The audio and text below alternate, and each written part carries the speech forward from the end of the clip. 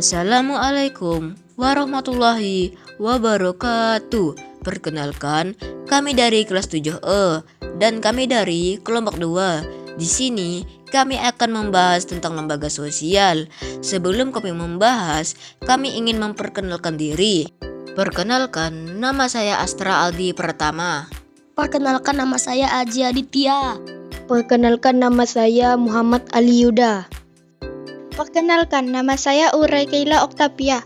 Dan yang terakhir, perkenalkan namanya Okan. Yuk langsung ke pembahasannya. Keseluruhan norma-norma yang berhubungan dengan kebutuhan pokok dalam masyarakat disebut lembaga sosial. Sistem norma atau aturan-aturan yang dikategorikan sebagai lembaga sosial harus memiliki syarat-syarat berikut. Pertama, sebagian besar anggota masyarakat menerima norma tersebut. Yang kedua, norma tersebut menjiwai seluruh warga dalam sistem sosial. Dan yang ketiga, norma tersebut mempunyai sanksi yang mengikat setiap anggota masyarakat. Di dalam masyarakat dikenal ada 4 tingkatan norma, yaitu yang pertama, cara, yang kedua, kebiasaan, yang ketiga, tata kelakuan, dan yang keempat, adat istiadat. Pertama, cara. Cara merupakan suatu bentuk perbuatan tertentu yang dilakukan individu dalam suatu masyarakat tetapi tidak secara terus-menerus. Penyimpangan dalam norma cara ini tidak akan membuat hukuman berat. Sanksi yang diberikan hanya berupa celaan atau teguran. Contohnya, orang yang bersendawa setelah makan ditegur karena dianggap melakukan perbuatan yang tidak sopan. Yang kedua, kebiasaan. Kebiasaan adalah perbuatan yang dilakukan secara berulang-ulang dalam bentuk yang sama. Contohnya, kebiasaan memberi hormat kepada orang yang lebih tua usianya. Bagi mereka yang melanggar akan dikenakan sanksi sosial berupa teguran atas penyimpangan terhadap kebiasaan tersebut. Yang ketiga, tata kelakuan. Tata kelakuan merupakan aturan yang diterima oleh masyarakat dan aturan tersebut dijadikan sebagai alat pengawas atau alat kontrol oleh masyarakat kepada seluruh anggotanya. Contohnya, pelanggaran lalu lintas akan dikenai sanksi oleh polisi.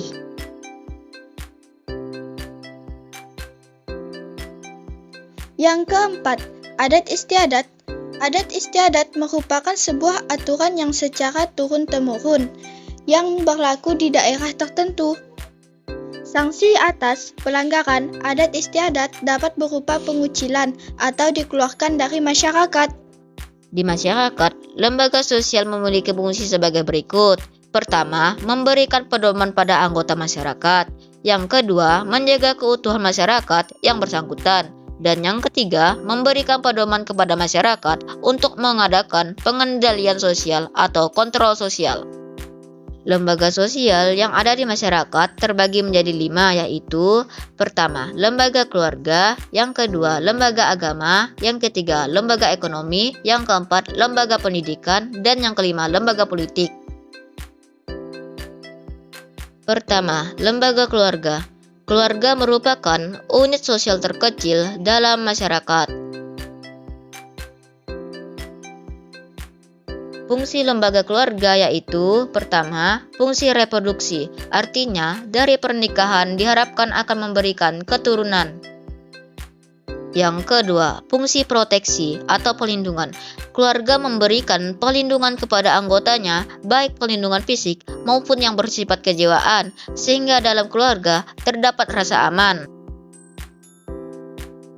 Yang ketiga, fungsi ekonomi. Pada umumnya, dalam sebuah keluarga, ayah merupakan kepala keluarga yang mempunyai kewajiban memenuhi kebutuhan ekonomi anak-anaknya. Yang keempat, fungsi sosialisasi. Keluarga dapat membentuk kepribadian anak agar menjalankan kehidupan yang sesuai dengan nilai dan norma masyarakat. Yang kelima, fungsi afeksi. Keluarga berfungsi untuk memberikan kasih sayang dan perhatian pada anak-anaknya. Yang keenam, fungsi pengawasan sosial. Setiap anggota keluarga pada dasarnya saling kontrol atau saling mengawasi karena memiliki tanggung jawab dalam menjaga nama baik keluarga. Dan yang ketujuh, fungsi pemberian status. Melalui lembaga perkawinan, seseorang akan mendapatkan status atau kedudukan yang baru di masyarakat. Otomatis, ia akan diperlakukan sebagai orang dewasa yang mampu bertanggung jawab kepada diri sendiri, keluarga, anak-anak, dan masyarakat. Yang kedua ada lembaga agama. Lembaga agama adalah suatu sistem yang mengatur tingkah laku manusia yang berkaitan dengan kehidupan keagamaan. Fungsi lembaga agama diantaranya adalah sebagai berikut. Pertama, sebagai pedoman hidup bagi umat beragama. Kedua, sebagai sumber kebenaran. Ketiga, pengatur tata cara hubungan manusia dengan manusia lain serta hubungan manusia dengan Tuhannya. Dan yang keempat, sebagai prinsip benar atau salah. Yang ketiga ada lembaga ekonomi. Lembaga ekonomi adalah bagian dari lembaga sosial yang mengatur tata hubungan antar manusia dalam pemenuhan kebutuhan hidup sehari-hari. Fungsi lembaga ekonomi. Yang pertama, memberi pedoman dalam mendapatkan bahan pangan. Yang kedua, memberi pedoman dalam melakukan suatu pertukaran barang atau barter. Yang ketiga, memberikan pedoman tentang harga jual beli barang. Dan yang keempat, memberi pedoman bagaimana menggunakan tenaga kerja, cara pengupahannya, dan cara pemutusan hubungan kerja. Yang keempat, lembaga pendidikan. Lembaga pendidikan adalah lembaga atau tempat berlangsungnya proses pendidikan yang dilakukan dengan tujuan untuk mengubah tingkah laku individu ke arah yang lebih baik melalui interaksi dengan lingkungan sekitar.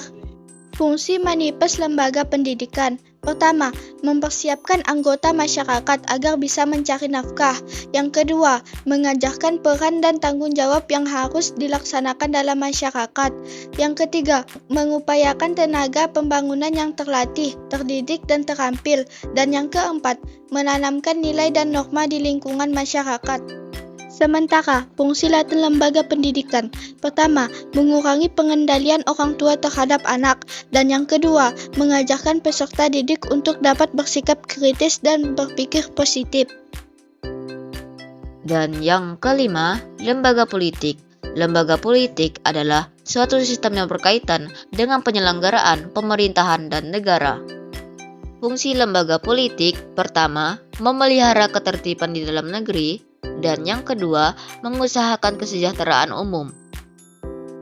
Contohnya, pengadaan dan distribusi pangan, sandang, papan, pendidikan, dan kesehatan. Sekian pembahasan dari kami, semoga bermanfaat bagi kalian semua. Kurang lebihnya, kami mohon maaf jika ada salah kata yang terucap, dan atas perhatiannya kami ucapkan terima kasih.